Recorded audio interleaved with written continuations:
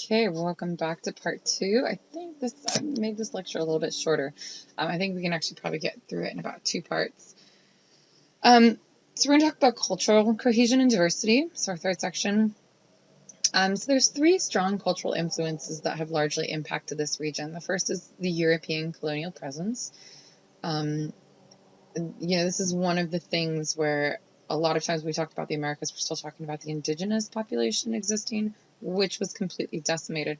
The hugest influence here, especially from this is from a structural or cultural perspective, right? So we do have with the culture, you have European influence, colonial, I should say. You have African influences, and then you have a mix of the two. So those are largely, I'd say the mix is largely what we see in this region, which has kind of emerged as its own culture in many ways. Its own it's not European, yet it's not African. But structurally speaking, economically, socially speaking, we do see larger influences from the European colonial presence.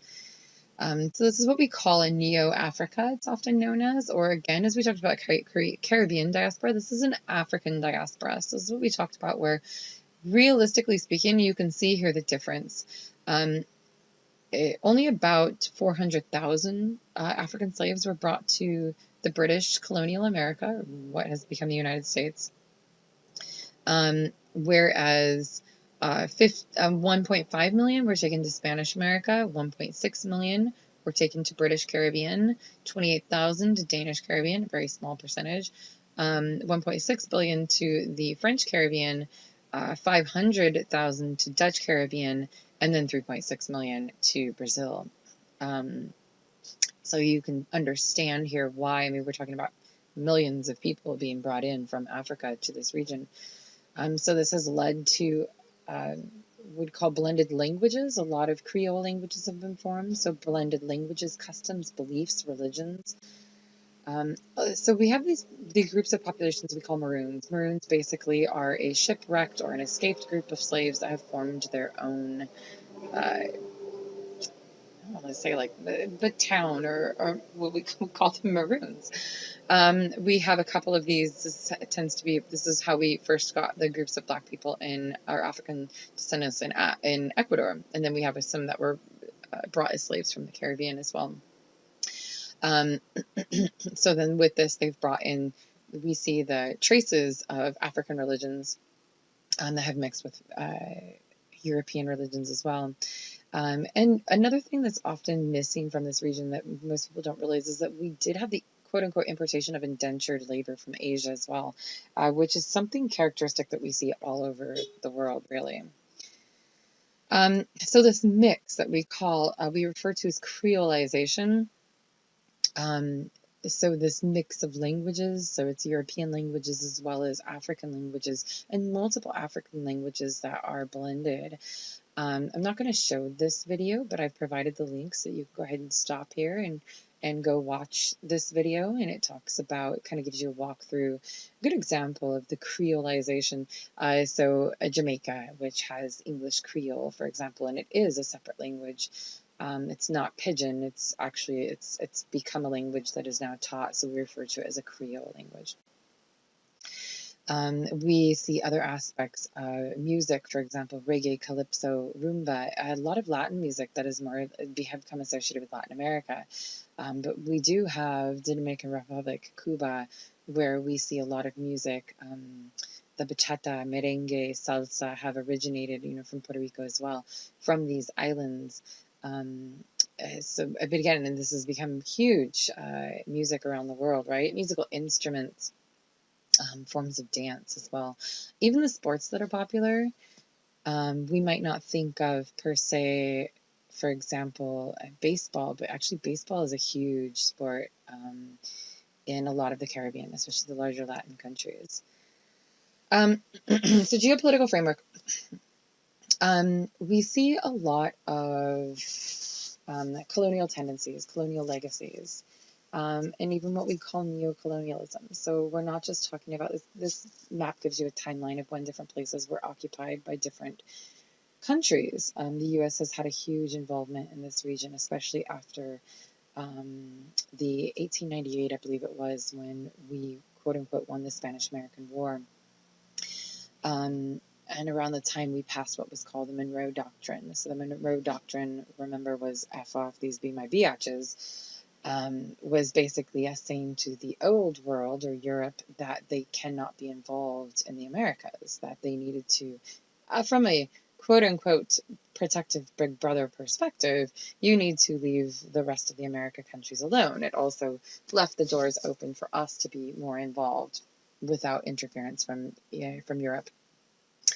Which is then what a lot of people would call today neocolonialism, that we have just created a system, maybe not so much today as definitely has been over the last 100 years, but a strong U.S. interest and involvement in the region. And this has led to forced U.S. military occupation and control as well. There's a really great video.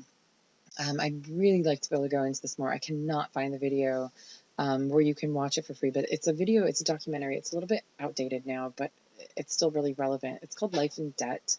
It's a documentary about Jamaica that talks about how these countries have been forced into this system, a neo-colonial system. So neocolonialism, just to give you your book definition, textbook definition, is indirect control of one country or region by another through economic and cultural domination, rather than through direct military or political control. So under traditional colonialism, it was through military or political control. Today it's through economic means, largely through economic means, cultural domination to some extent, but it's largely through economic means.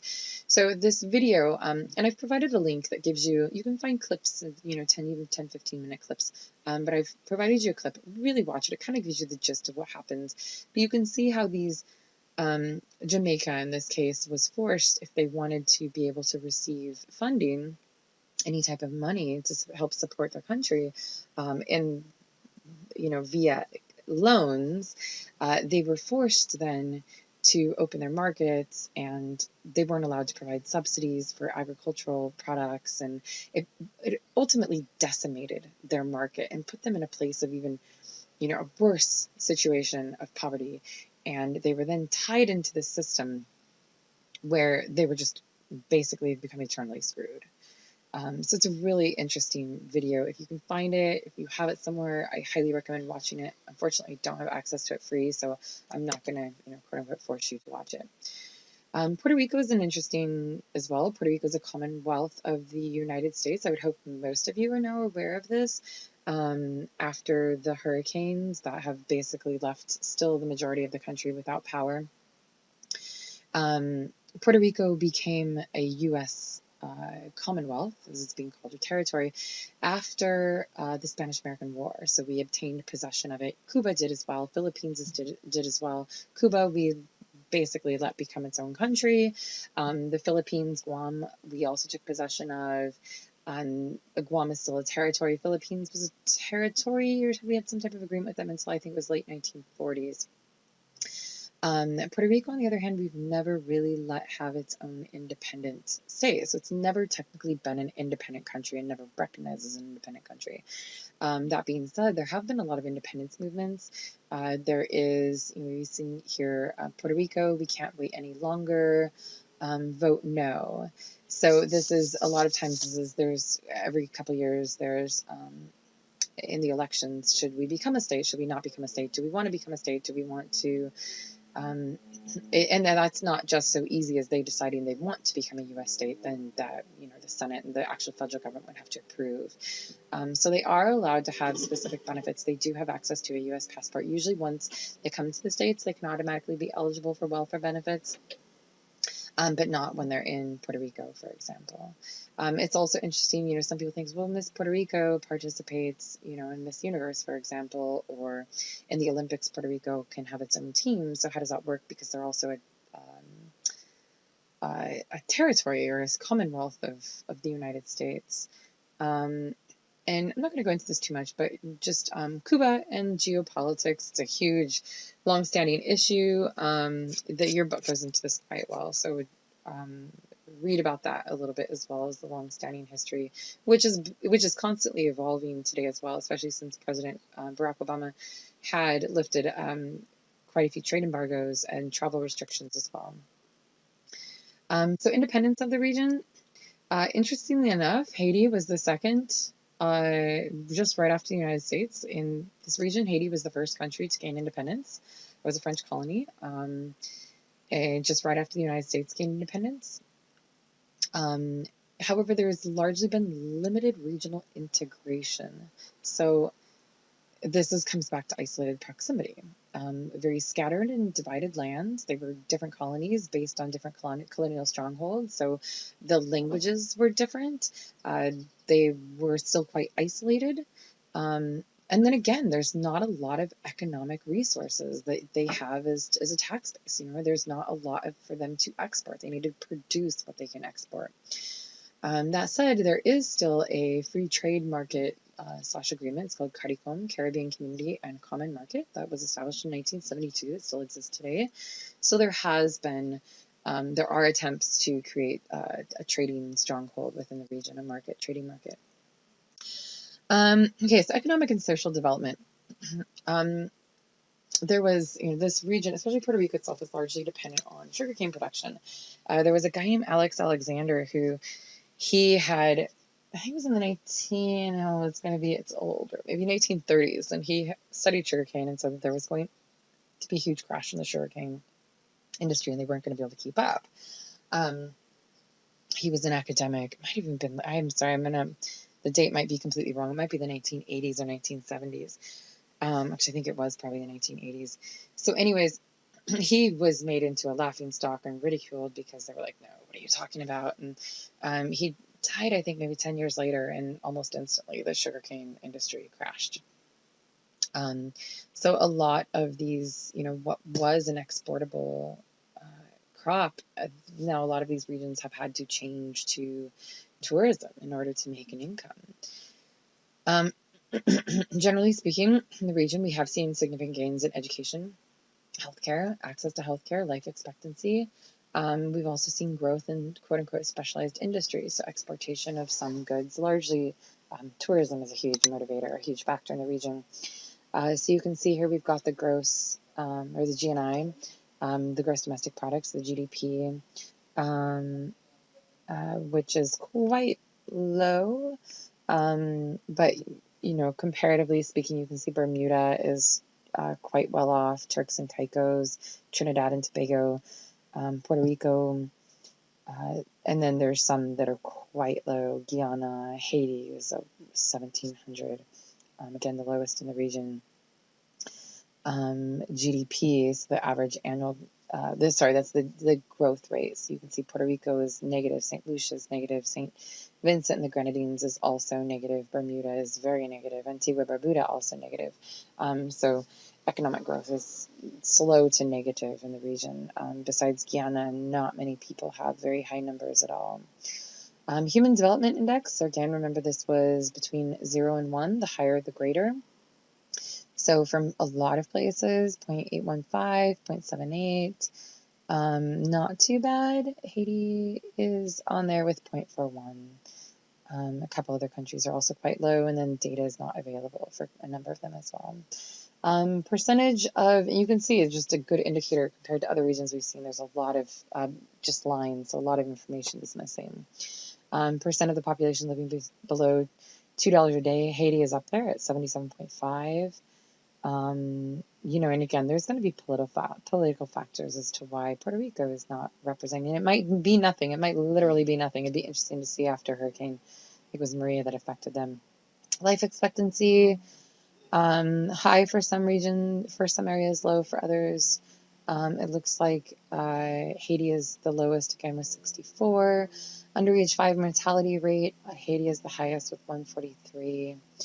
And that was 1990, and then we got I always forget about that, the 2013. So it went from 143 to 73, so pretty much cut in half, which is pretty good. Almost, again, here's where you can see this increase that we talked about, the improvements in education and health and life expectancy. The literacy rates for those that are reporting pretty high. Cuba always says 100%.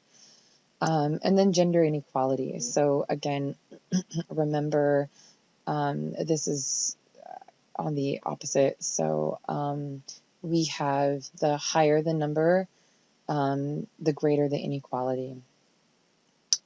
So for some places are actually pretty good.